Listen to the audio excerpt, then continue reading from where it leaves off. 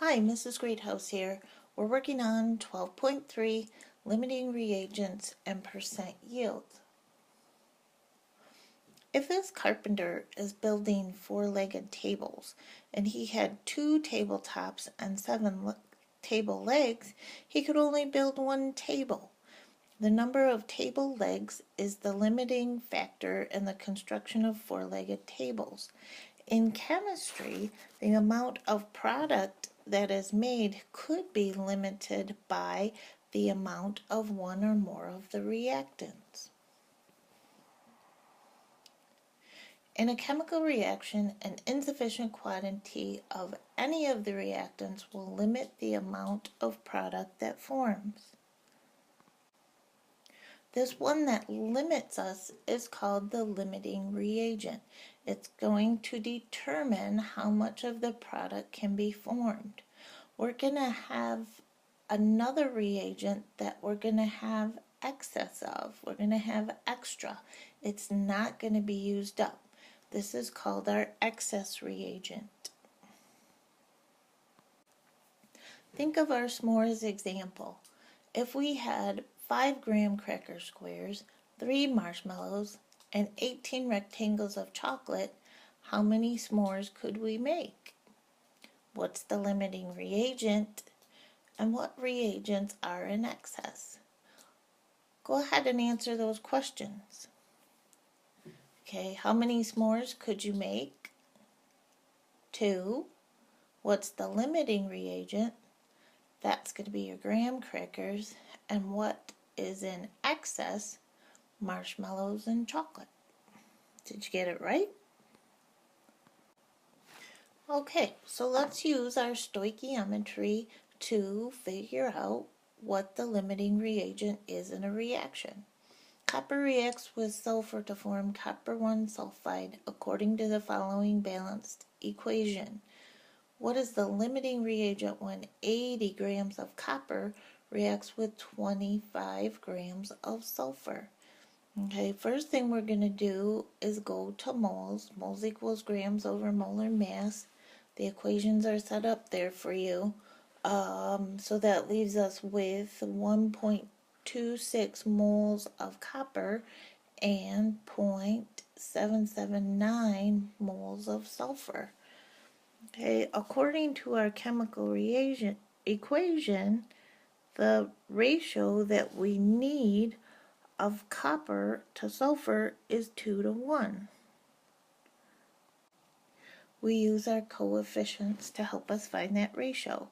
So I know I need 2 parts of copper to 1 part of sulfur. If we can look at this in 2 ways. If I look at it in terms of the copper, and I have 1.26 moles, I say how much sulfur do I need to react with that copper? Okay, well it's got to be half as much. It's a 2 to 1 ratio. So I would, if I do 1.26 divided by 2, that tells me I need 0.63 moles. Then I ask myself, do I have enough sulfur? Yes, I have plenty. I have more than that. So I have enough sulfur, so that means copper is my limiting reagent. Okay, we can also look at this in terms of the sulfur. Okay, you can say you have 0.779 moles of sulfur. To have enough copper, you would need twice that much, which would be 1.56 moles of copper. So you ask yourself, do I have enough? Do I have 1.56 moles of copper? No, I don't. I don't have enough copper.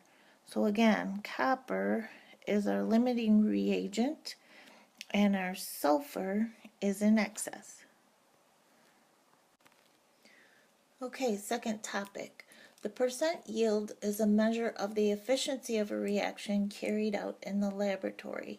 So from stoichiometry, you can figure out how much product you can get. But when you really do this experiment, you might not get that total amount. This can be due to human error or expired reagents or dirty glassware. Anything along that procedure where you make an error can cause you to get less than your percent yield. Can you get greater than 100% yield? No, theoretically, no. There must have been a mistake somewhere along the way in your calculation. Okay, your percent yield is a lot like a batting average. Batting average is your actual hits that you get divided by your times at bat. Okay, percent yield is going to be what you actually got in the lab divided by what you could have got. So when we talk about percent yield, we need to know our theoretical yield, which is the maximum amount of product that you should have got, and you need to know about actual yield is your result, how much product you actually got when you ran the experiment in the lab. So to calculate our percent yield, we're going to take our actual yield, what we got in the lab, divided by the theoretical yield, how much we could have got, times 100%. Okay, let's try a sample problem about theoretical yield.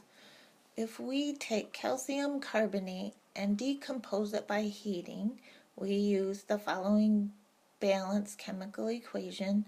We need to find out the theoretical yield of calcium oxide if 24.8 grams of calcium carbonate is heated. Okay, again, we're going to use our stoichiometry. We're going to go to moles, 24.8 grams divided by 100.1, that's our molar mass of calcium carbonate, gives us 0.248 moles of calcium carbonate. Next, we need to set up a mole ratio. Use our stoichiometry here. We're comparing calcium carbonate to calcium oxide. Our coefficients from our balanced equation are both 1. We know we have 0.248 moles of calcium carbonate. Solve for x, and that's simple because everything's 1. So we're going to expect 0.248 moles of calcium oxide. Okay, so that's our theoretical yield in moles, but we need to change it to grams, so we're going to use moles equals grams over the molar mass of calcium oxide, which is 56.1. Oops, hang on. So we need to plug in our 0.248 for our moles there, multiply to find out how many grams we should expect, and we should get 13.9 grams of calcium oxide. This is our theoretical yield. This is what we expect to get if our experiment runs at 100% efficiency. So if we continue on, to find a percent yield from the problem that we just did on the last slide, we can determine what our percent yield is when we get 13.1 grams for actual. Okay, so we ran this experiment, we got 13.1 grams of calcium oxide. We should have got to be at 100%, 13.9 grams of calcium oxide.